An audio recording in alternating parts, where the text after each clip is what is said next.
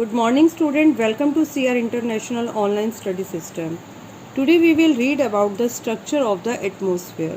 Structure मैंने संरचना मतलब वायुमंडल की संरचना. Our atmosphere is divided into 5 layers starting from the earth's surface. हमारा जो वायुमंडल है वो 5 परतों में बटा हुआ है, 5 भागों में, 5 लेयर्स में बटा है, जो कि पृथ्वी की सतह से स्टार्ट होती है. मतलब जो सबसे पहली लेयर है वो अर्थ की सरफेस से ही स्टार्ट होती है, नीचे से ऊपर की तरफ जाती हैं. दीज आर ट्रोपोस्फेयर यानी शोभ मंडल, स्ट्रेटोस्फेयर समताप मंडल, मेसोस्फेयर मध्य मंडल, थर्मोस्फेयर बाह्य मंडल एंड एक्सोस्फेयर बहिर्मंडल. ट्रोपोस्फेयर ये पहली लेयर है आपकी. This layer is the most important layer of the atmosphere. ये वायुमंडल की इम्पॉर्टेंट लेयर है, महत्वपूर्ण है. Its average height is 13 kilometre. इसकी हाइट 13 किलोमीटर है.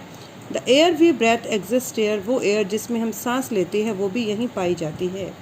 Almost all the weather phenomena, सारा का सारा जो मौसम संबंधी तथ्य हैं, मौसम संबंधी जो घटनाएं हैं, जैसे कि रेनफॉल बारिश का होना, फोग कोहरा पड़ना, हेल स्ट्रॉम ओलावर्षण अकर इन दिस लेयर, ये सब कुछ इसी लेयर में होता है. Stratosphere, above the troposphere lies the stratosphere. Troposphere के जो ऊपर की लेयर है वो स्ट्रेटोस्फेयर है. It extend up to a height of 50 kilometre, जो कि 50 किलोमीटर तक फैली है. 13 किलोमीटर तक ट्रोपोस्फेयर थी, उसके ऊपर 13 से 50 के बीच में स्ट्रेटोस्फेयर है. This layer is almost free from cloud. ये जो परत है बादलों से विहीन है. मीन्स यहाँ बादल नहीं है, क्योंकि मौसम संबंधी घटनाएं तो यहाँ होती ही नहीं. And associated weather phenomena making condition most ideal for flying aeroplane. बादलों से विहीन है और मौसम संबंधी घटनाएं नहीं होती यहाँ पर, लेकिन ये जो लेयर है वो एरोप्लेन के लिए, एरोप्लेन की जब एरोप्लेन्स उड़ते हैं उनके लिए बहुत ही बेटर है, क्योंकि एरोप्लेन्स को उड़ने में जो रुकावट प्रदान करते हैं, लाइक बारिश होना, तूफान होना, ओले आना, ये सब वहाँ नहीं होता. One important feature of the stratosphere is that contain a layer of ozone gas. और इस स्ट्रेटोस्फेयर का एक इम्पॉर्टेंट फीचर, एक इम्पॉर्टेंट जो इसकी विशेषता है वो ये है कि यहाँ पर ओजोन नाम की गैस है. We have just learned how it protect us from the harmful effect of the sun rays. और ये जो ओजोन लेयर है ये सूर्य से आने वाली हानिकारक किरणों से हमारी रक्षा करती है. सूर्य से आने वाली जो अल्ट्रा वायलेट रेस है उनसे हमें बचाती है. Mesosphere, this is a third layer of the atmosphere. ये एटमोसफेयर की तीसरी लेयर है. It lies above the stratosphere, जो कि स्ट्रेटोस्फेयर के ऊपर है. It extend up to a height of 80 kilometre. ये 80 किलोमीटर की ऊंचाई तक है, मीन्स 50 से 80 के बीच. Meteoroids burn up in this layer on entering from the space. और जब अंतरिक्ष से मीटेरोइड्स यानी कि उल्कापिंड हमारे एटमोसफेयर में एंटर करते हैं, प्रवेश करते हैं, तो वो वायु के घर्षण के कारण जलने लगते हैं. Thermosphere, in thermosphere temperature rises very rapidly with increasing height. जब हम थर्मोस्फेयर लेयर में आते हैं तो जैसे जैसे हाइट इंक्रीज होती है उतनी ही तेज गति से वहाँ पर टेम्परेचर भी बढ़ता है. Ionosphere is a part of this layer. Ionosphere भी इसका ही एक पार्ट है. It extend between 80 to 400 kilometre. ये 80 से 400 किलोमीटर के बीच इसका विस्तार है. This layer help in radio transmission. ये रेडियो संचार में मदद करती है. इनफैक्ट वास्तव में radio waves transmitted from the earth, वो रेडियो की तरंगे जिन्हें धरती से प्रसारित किया जाता है, are reflected back to the earth, उन्हें पृथ्वी पर वापस भेजा जाता है बाय दिस लेयर, इस लेयर के द्वारा. मीन्स इस लेयर के द्वारा रेडियो तरंगों को पृथ्वी पर वापस भेज दिया जाता है और उसी के कारण हमारे रेडियो में हमें वॉइस सुनाई देती है. Exosphere, the upper most layer of the atmosphere is known as exosphere. सबसे जो ऊपर की लेयर है वो एक्सोस्फेयर है. This layer has very thin air. यहाँ तक आते आते वायु बहुत पतली हो जाती है. Light gases like helium and hydrogen float into a space from here. और यहाँ पर आने पर जो हल्की गैसें हैं, हीलियम और हाइड्रोजन, वो यहीं से जो है स्पेस में तैरती रहती हैं. देखिए बेटा ये डायग्राम, ये जो डायग्राम है इसमें हमारी सारी की सारी लेयर दिखाई हैं. सबसे पहली लेयर ट्रोपोस्फेयर, ये अर्थ से स्टार्ट होती है, बिल्कुल नीचे से स्टार्ट होगी.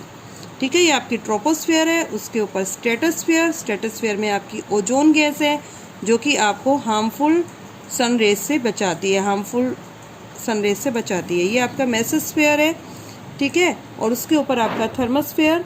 ये थर्मोस्फीयर है आपका, जो कि क्या करता है, ये जो रेडियो वेव्स जो ट्रांसमिटेड होती हैं अर्थ से, उन्हें अर्थ पर वापस रिफ्लेक्ट कर देता है। और ये आपकी एक्सोस्फीयर है, जहाँ पर आपकी लाइट गैसेस पाई जाती हैं। Weather and climate.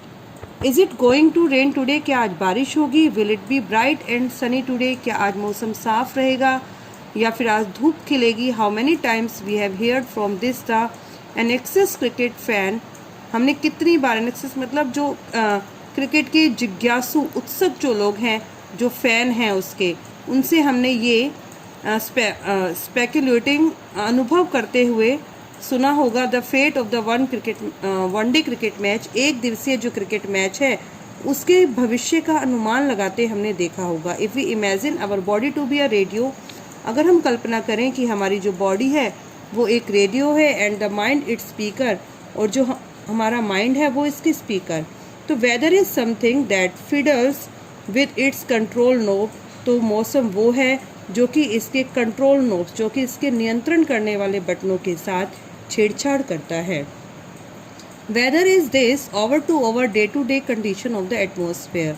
जो वायुमंडल है वो हर घंटे, ओवर टू ओवर, प्रत्येक घंटे और प्रतिदिन होने वाली एटमॉस्फेयर की कंडीशन है। मतलब जो वेदर है वो हर घंटे और दिन प्रतिदिन चेंज होता रहता है। जैसे आज धूप है, थोड़ी देर में बारिश हो सकती है, फिर धूप निकल सकती है ना, उसको हम वेदर कहते हैं। अ हॉट और humid weather make one irritable. एक गर्म और आर्द्र जो मौसम है, ह्यूमिड मतलब जिसमें चिपचिपाहट हो, आर्द्र जो मौसम है वो किसी को भी चिड़चिड़ा, इरिटेबल चिड़चिड़ा बना सकता है। A pleasant breezy weather make one cheerful and even plan for outing. और जो अच्छा हवादार मौसम हमें आनंद देता है और हम घूमने की योजना भी बना लेते हैं। Weather can change dramatically from day to day. Weather जो है वो नाटकीय रूप से परिवर्तित होता है। नाटकीय रूप क्यों कहा? क्योंकि कभी बारिश हो सकती है, एकदम से धूप निकल सकती है, टेम्परेचर डाउन हो सकता है, फिर से धूप निकल सकती है, इसलिए हमने इसको ड्रामेटिकली कहा है। However the average weather condition of a place for a longer period of time represent the climate of a place. लेकिन क्लाइमेट क्या है? किसी भी एक जगह की एक लंबे टाइम तक होने वाले मौसम के एवरेज को, मतलब कोई हमने प्लेस ले लिया और वहाँ पर हमने टाइम पीरियड काफ़ी ले लिया, 6 महीने ले लिया या 1 ईयर ले लिया, वहाँ पर सारे के सारे टोटल वेदर का एवरेज कितना रहा, उसके अकॉर्डिंग हम उसके क्लाइमेट को बता सकते हैं। ठीक है, तो क्लाइमेट की क्या डेफिनेशन हो गई कि किसी दीर्घ काल में जब आप किसी स्थान का औसत उस स्थान की जलवायु को बताता है। Now do you understand why we have daily weather forecast. अब तो आप ये समझ गए होंगे कि हम डेली मौसम की भविष्यवाणी क्यों करते हैं। ठीक है, टेम्परेचर, तापमान। The temperature you feel every day is the temperature of the atmosphere. जो तापमान आप हर रोज़ महसूस करते हैं वो वास्तव में हमारे वायुमंडल का तापमान होता है। The degree of hotness and the coldness of the air is known as the temperature. कि वायु में मौजूद जो ताप और शीतलता का परिमाण है उसको ही हम तापमान कहते हैं, कि वायु ठंडी है या वायु गर्म है। The temperature of the atmosphere change not only between day and night. जो वायुमंडल का तापमान है वो सिर्फ दिन और रात के बीच में ही नहीं बदलता, क्योंकि दिन के समय सूर्य की किरणों के कारण पृथ्वी पर गर्मी होती है और रात के समय जो टेम्परेचर है वो कम हो जाता है। ये जो टेम्परेचर है सिर्फ दिन और रात में ही नहीं बदलता, but also from season two season, ये एक सीज़न से दूसरे सीज़न में भी चेंज होता है। Summers are hotter than winter. जो गर्मियाँ हैं वो सर्दियों से ज़्यादा गर्म होती हैं, क्योंकि गर्मियों में सूर्य की किरणें पृथ्वी ज़्यादा प्राप्त करती है, तो इस कारण वहाँ पर टेम्परेचर बढ़ता है। An important factor that influences the distribution of a temperature is insolation. एक इम्पॉर्टेंट फैक्टर, एक मुख्य कारक जो कि प्रभावित करता है, इन्फ्लुएंसेस मतलब प्रभावित करता है डिस्ट्रीब्यूशन ऑफ द टेम्परेचर, तापमान के वितरण को, वो क्या है आपका इंसोलेशन। इंसोलेशन को हम हिंदी में कहते हैं आतपन। Insolation is incoming solar energy. Insolation सूर्य से आने वाली वो ऊर्जा है इंटरसेप्टेड बाय द अर्थ, जिन्हें अर्थ अपने में रोक कर रखती है। मतलब जितनी सन की हीट को अर्थ अपने अंदर एब्जर्व कर लेती है, मतलब रात के समय भी पृथ्वी ज़्यादा ठंडी नहीं हो पाती। ठीक है, उस ऊर्जा को हम इंसोलेशन कहते हैं। The amount of the insolation decreases from the equator toward the pole. लेकिन जो ये आतपन का अमाउंट है ये कम होता चला जाता है जब हम इक्वेटर से पोल की तरफ जाते हैं। ठीक है, क्यों? क्योंकि इक्वेटर पर सन की किरणें डायरेक्ट पड़ती हैं, इस कारण ये जो पार्ट है ज़्यादा हीट प्राप्त करते हैं, यहाँ गर्मी ज़्यादा रहती है तो टेम्परेचर उच्च होता है। लेकिन जैसे जैसे हम इक्वेटर से पोल की तरफ बढ़ते हैं सूर्य की किरणें स्लैंटिंग यानी तिरछी होती चली जाती हैं और ये जो एरिया है क्या है, सूर्य की कम गर्मी को प्राप्त करता है, इसलिए वहाँ पर इंसोलेशन का अमाउंट भी कम होता है। Therefore the temperature decreasing in the same manner, और इसी तरीके से टेम्परेचर भी कम होता है। मीन्स जहाँ पर सन की किरणें ज़्यादा वहाँ पर तापमान ज़्यादा, और जैसे जैसे सूर्य की किरणें तिरछी होती चली जाती हैं तापमान कम होता जाता है। मीन्स सबसे ज़्यादा टेम्परेचर इक्वेटर पर, और जैसे जैसे हम इक्वेटर से पोल की तरफ जाते हैं टेम्परेचर भी कम होता चला जाता है। नाउ डू यू अंडरस्टैंड, अब तो आप समझ ही गए होंगे why poles are covered with snow, कि जो आपके ध्रुव हैं वो हमेशा बर्फ़ से ढके क्यों रहते हैं, क्योंकि यहाँ तक आते आते सूर्य की किरणें बहुत बहुत तिरछी हो जाती है, ना के बराबर पड़ती हैं, जिस कारण धरती का जो ये पार्ट है हमेशा बर्फ़ से ही ढका रहता है। If the earth temperature rises too high, यदि पृथ्वी का तापमान बहुत ज़्यादा बढ़ जाएगा, it would become too warm for some crops to grow, तो बहुत सारी फसलों को उगने में कठिनाई होगी। मीन्स इतने ज़्यादा टेम्परेचर में वो फसलें ग्रो नहीं कर पाएंगी। Temperature in cities is much higher than of the village, जो सिटी का टेम्परेचर है, जो शहरों का टेम्परेचर है वो गाँवों से ज़्यादा होता है। The concrete and the metal in the building, जो इमारतों में कंक्रीट और मेटल्स लगे हैं, एंड ऐसा फॉल्ट्स ऑफ द रोड, और रोड में जो ऐसा फॉल्ट्स का प्रयोग हुआ है, मीन्स जो बालू रेत और जिस भी पदार्थ से वो रोड बने हैं, gate heated up during the day, वो सब दिन के समय गर्म हो जाते हैं। और जो हमारा शहर है वो तो सड़कों से भरा है, जिस कारण सड़कें और बिल्डिंगें भी बहुत सारी होती हैं, मल्टी स्टोरेज बिल्डिंग है, जिसके कारण ये सब हीट को एब्जर्व करते हैं और वहाँ पर जो तापमान गर्म हो जाता है। इसके साथ साथ फैक्ट्रियों से, व्हीकल से धुआं निकलता है, जिसके कारण वहाँ टेम्परेचर बढ़ता है। This heat is release during the night, ये जो हीट है रात के समय रिलीज हो जाती है।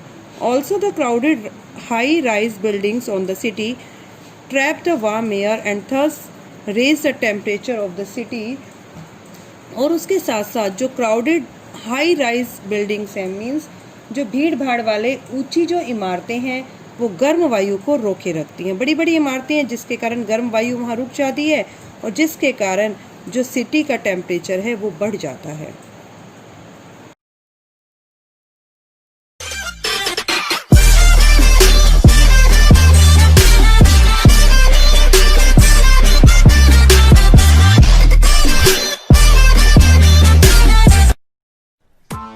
Press the bell icon on the YouTube app and never miss another update.